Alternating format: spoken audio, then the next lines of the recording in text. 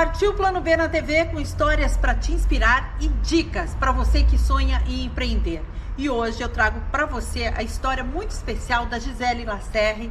Ela é do projeto Tech Girls. Gente, é um projeto assim. Um dos objetivos é capacitar profissionais para a área de tecnologia da informação. E a Gisele também faz um trabalho muito importante de reciclagem de lixo eletrônico. Gisele, muito obrigada pela entrevista, por nos receber aqui hoje. Obrigada, Vanessa. É um prazer falar para um programa tão relevante. Gente, eu adoro Partiu Plano B. Vocês vão ver que tem tudo a ver com a minha história de vida. E eu espero que eu possa ajudar, a mostrar para vocês que sim, é possível um plano B. Inclusive, a sugestão é que você já comece a pensar numa alternativa de opção de atividade profissional, mesmo que você esteja empregado, tá? Porque, assim, vocês vão entender a minha história de vida, que foi um pouco traumática. Eu adoro o tema desse programa. Partiu Plano B cabe muito bem para todo mundo, hein? Então, Gisele, vamos começar com a tua história, né? Como que começou? Como que você partiu o Plano B? Gente, foi um pouco traumático, como comentei, né? Não foi uma opção minha, né? Eu vinha de uma carreira já, de certa forma, bem sucedida. Eu atuei em São Paulo por 17 anos na área de marketing, que foi engolida pela área de tecnologia da informação. Isso eu tô falando ali em 2014. E aí eu entrei em uma empresa que inicialmente não exigiu que eu dominasse a parte de programação de software.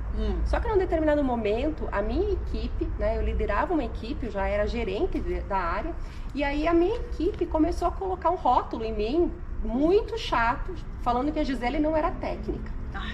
E aquilo me traumatizou, porque assim, eu como liderança da área, imaginava-se que eu participaria e resolveria os problemas da empresa e da minha equipe, só que havia uma rejeição muito grande da minha equipe contra mim.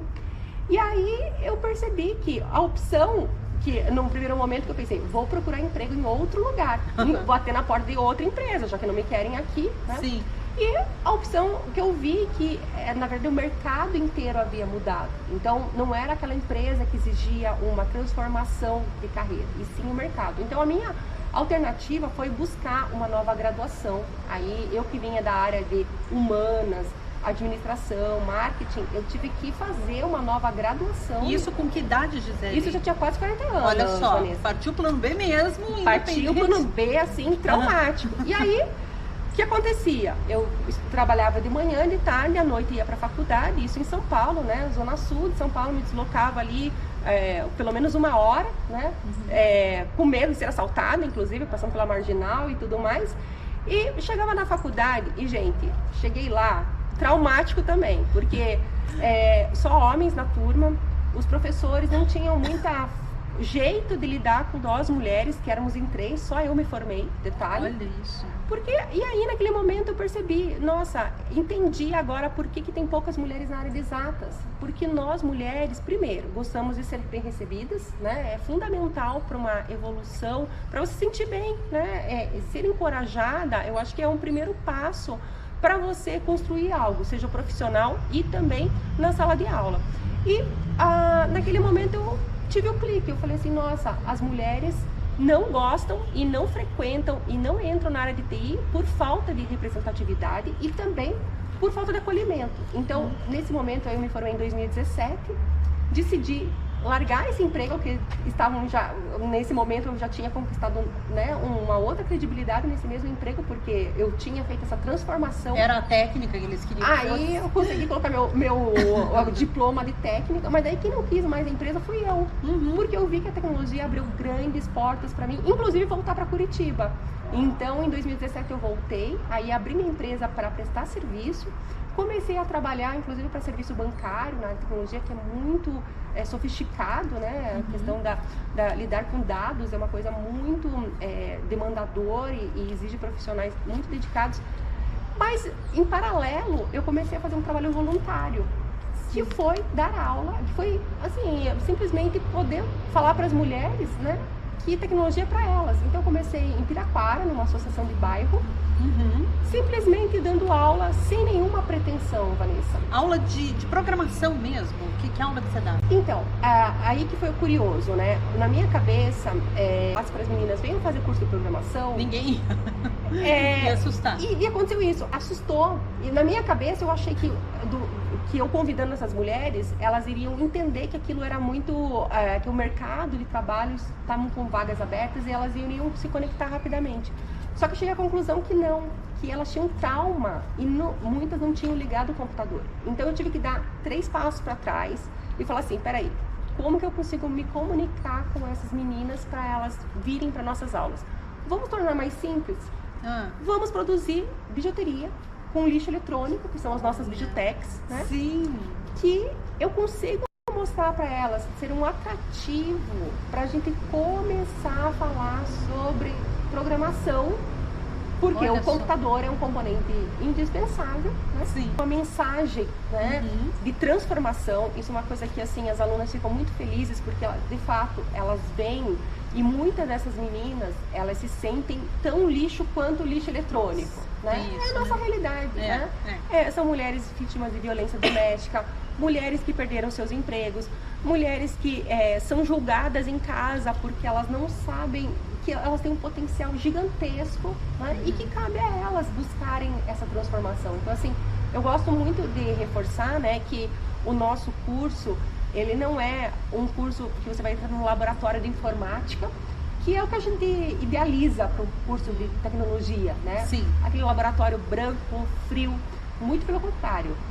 Nós somos coloridas, nós somos alegres, a gente gosta desse jeito feliz, porque tem que ter felicidade junto, né? E junto com esse trabalho de formação dessas mulheres, você acaba fazendo esse trabalho importante que é de reciclagem de lixo eletrônico, né, Gisele? Hoje em dia, cada vez mais tem lixo eletrônico, né? Como Exatamente. que é esse trabalho? Bom, também, né, Vanessa, foi uma necessidade, porque o lixo eletrônico entrou nas nossas vidas como uma forma de resolver o problema de falta de computador para colocar nessas instalações, né? Porque o computador, gente, muitas pessoas acham que todo mundo nasceu e já tem um computador do lado, né? Como se fosse uma mamadeira.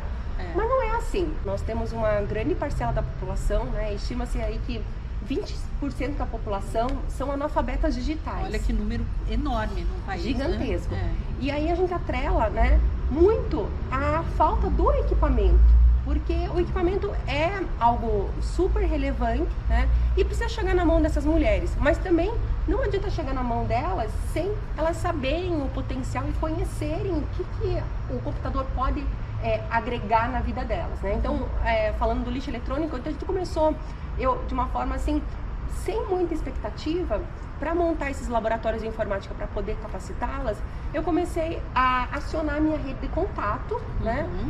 Tanto de São Paulo, de Curitiba, colegas também de faculdade, falando assim, gente, olha, eu sei que nós desenvolvedores, a gente tem várias máquinas em casa paradas, porque uma aqui não me atende, não é tão rápida, a outra tá com um probleminha ali no mouse, pad e tal. E aí eu comecei, assim, falar para meus colegas, olha, eu sei que você tem uma máquina parada e eu preciso dessa máquina para dar aula de programação para as minhas meninas aqui, porque elas não têm um computador. E aí causava estranheza nessas pessoas. Nossa, não tem computador? Nossa, mas assim, mas meu computador não tá tão bom. Eu falei assim, não faz mal. O que para você é obsoleto, para nossas alunas é o que vai fazer a transformação de vida. Então, rapidamente aquilo começou a chegar pra gente, né? E a gente começou a formatar. Eu também não era da parte de hardware, né? É importante falar que assim, na área de tecnologia você tem 2 carreiras que teoricamente são distintas, né?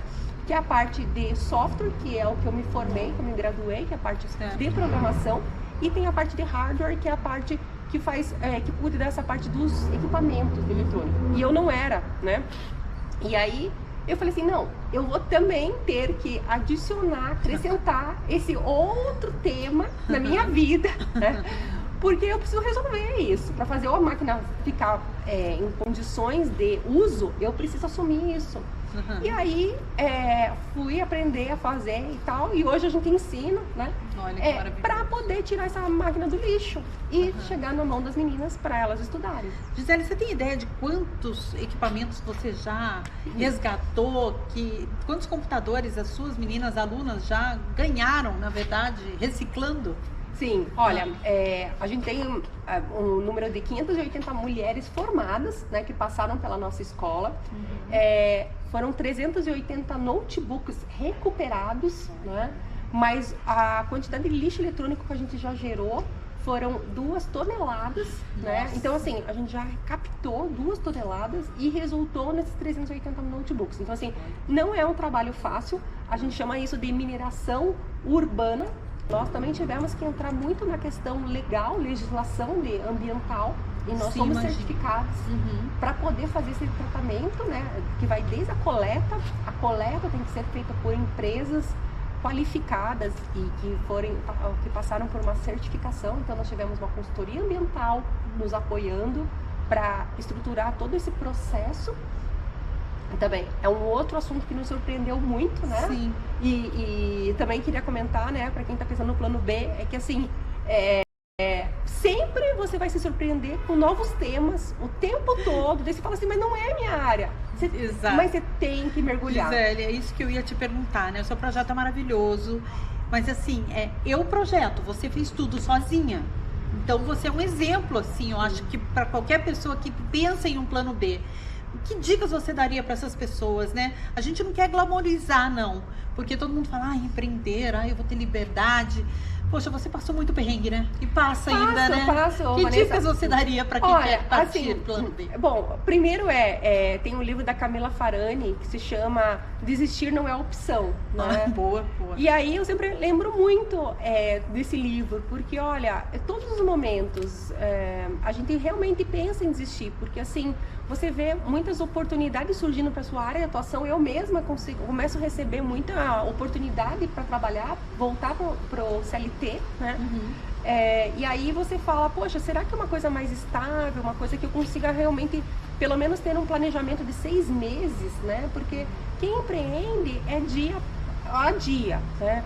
Você nunca sabe quando vai chegar uma nota para pagar o imposto, quando você tem ali uma notificação, uma autuação, alguma coisa, porque são coisas que a sensação que dá é que você dedica as suas 24 horas e mesmo assim não é o suficiente, né?